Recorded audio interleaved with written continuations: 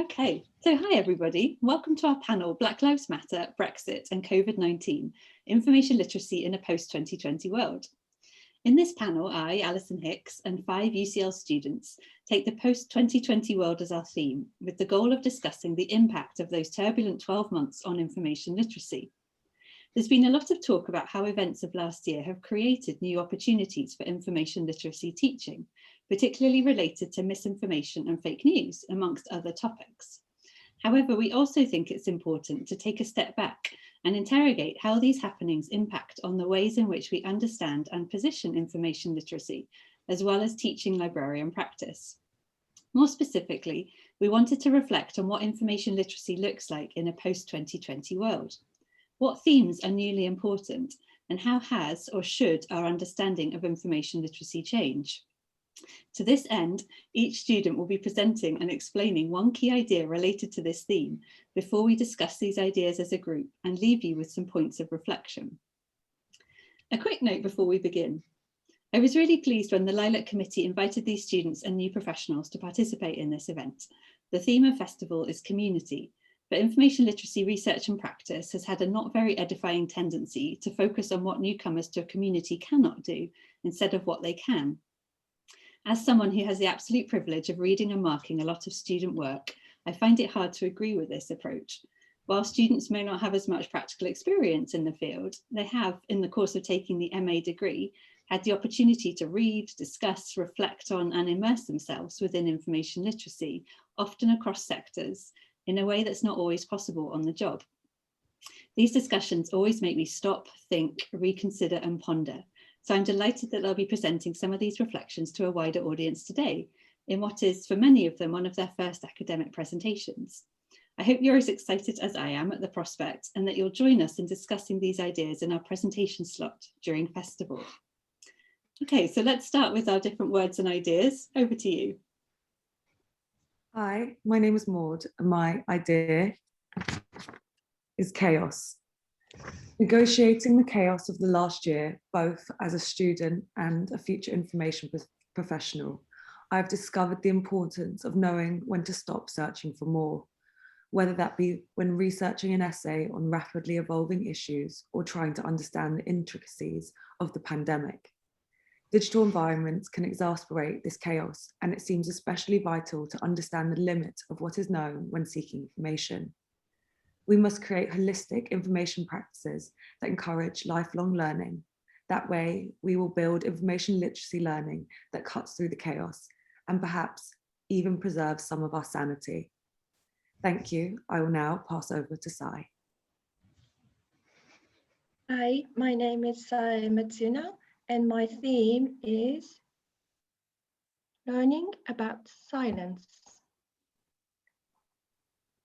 So my interest in silence comes from my experience of doing oral history interviews, where silence is valued as much as what interviewees verbally or vocally express.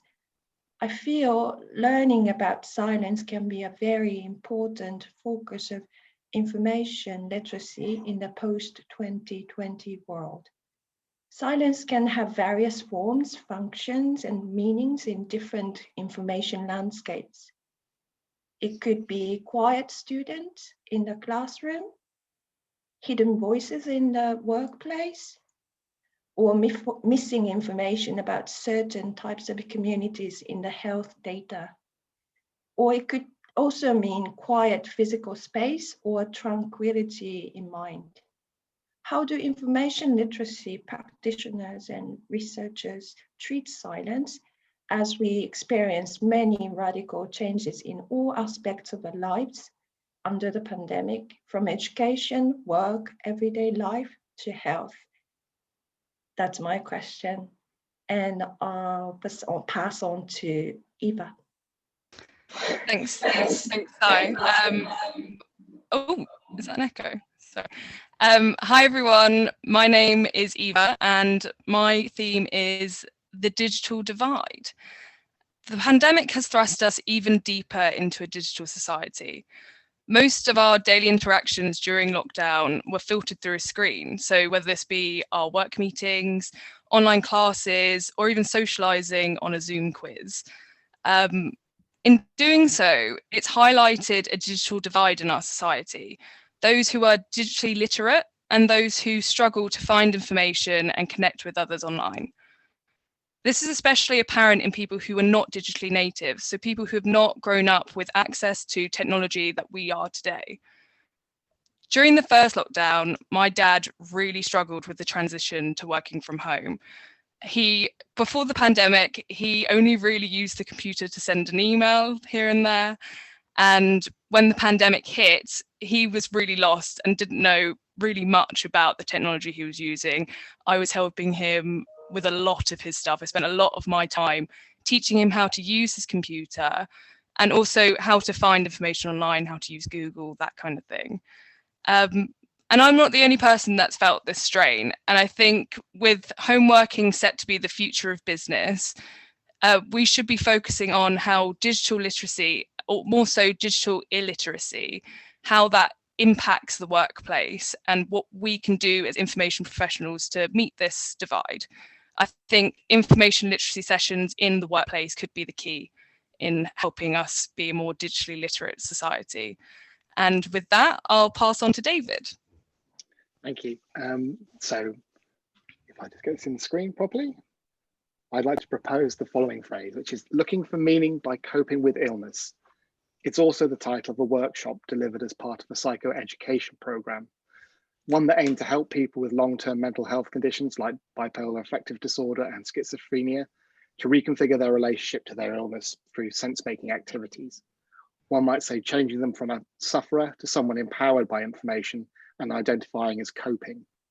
Given the frightening rise in student mental health cases, as we've all seen exposed in things like the 2017 IPPR report, and with worsening numbers every day being reported over the COVID period, now might be the right time to think how principles embedded in psychoeducation practice via information literacy might work in the education context.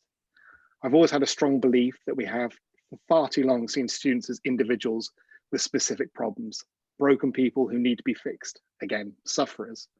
Information literacy schemes delivered by libraries, however, especially through bibliotherapy or success collections, might help students redefine themselves as coping rather than simply just suffering.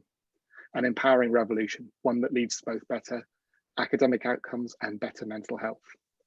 And I will pass on to Grace.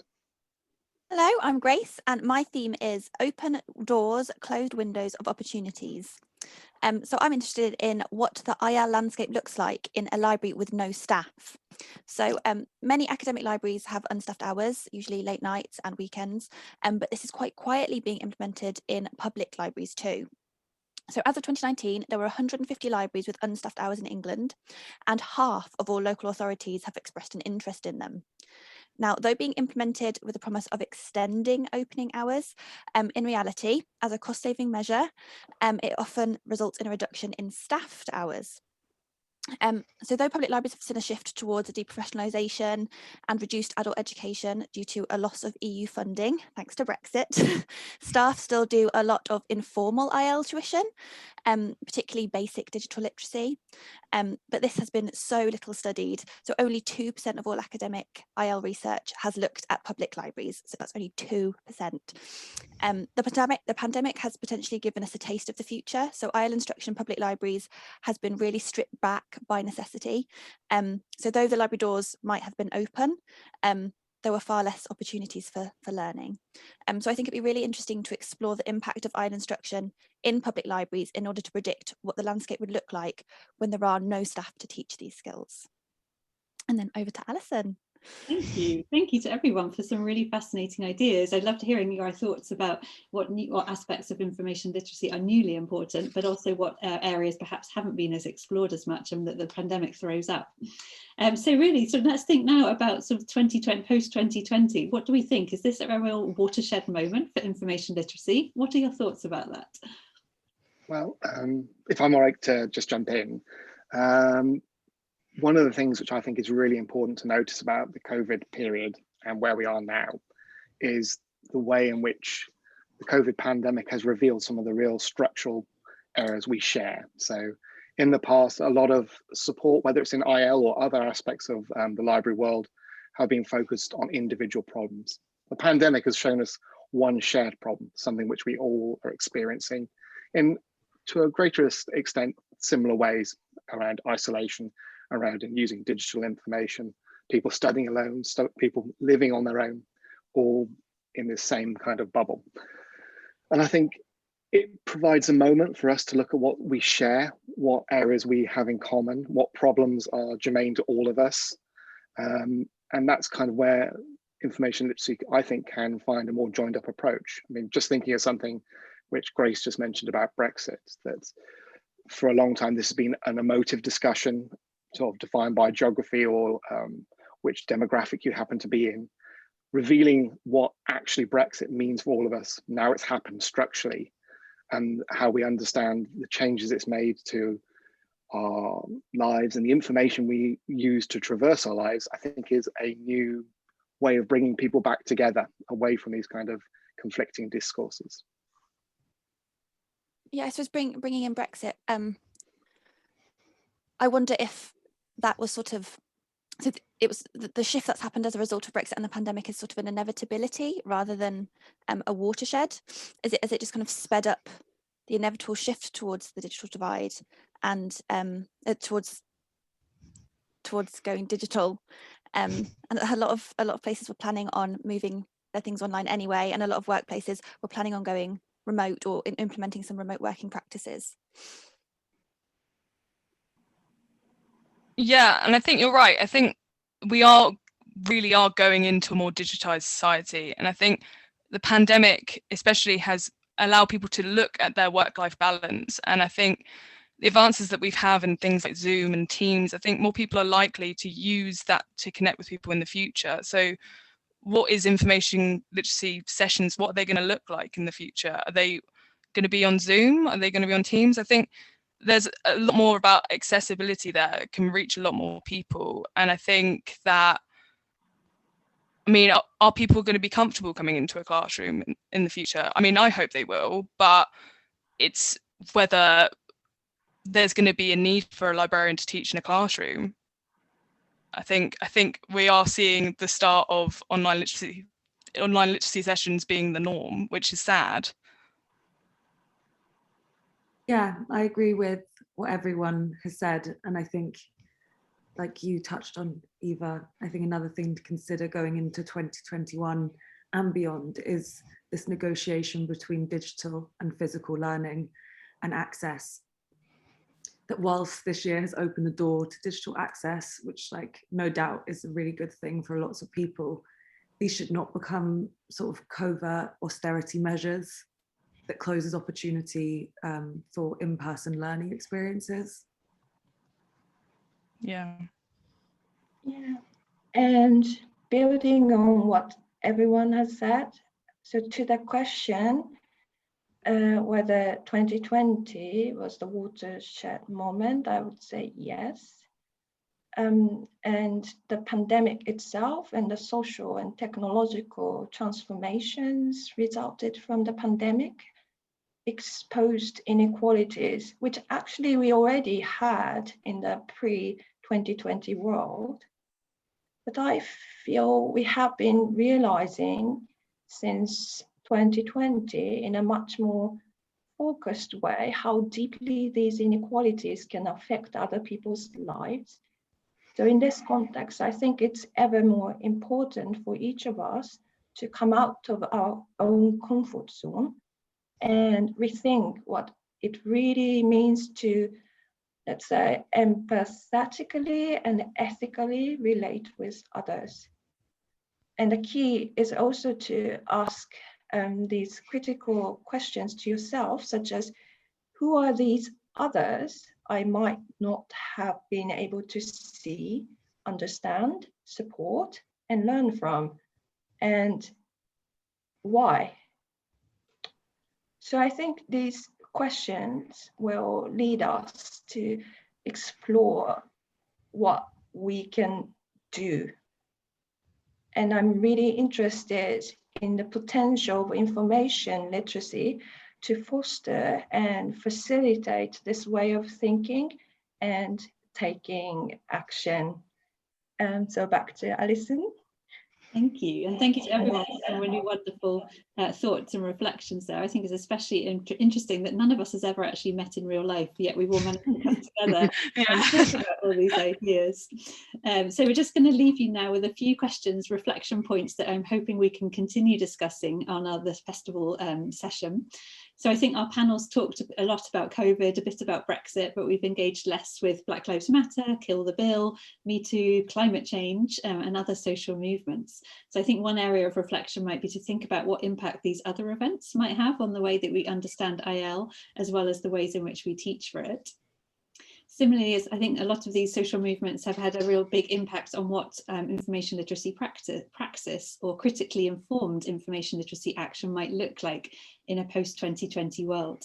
So I think we just wanted to think about how do we all transition to becoming those very critically engaged information literacy practitioners, which is what I think we need to do in the context of these social changes.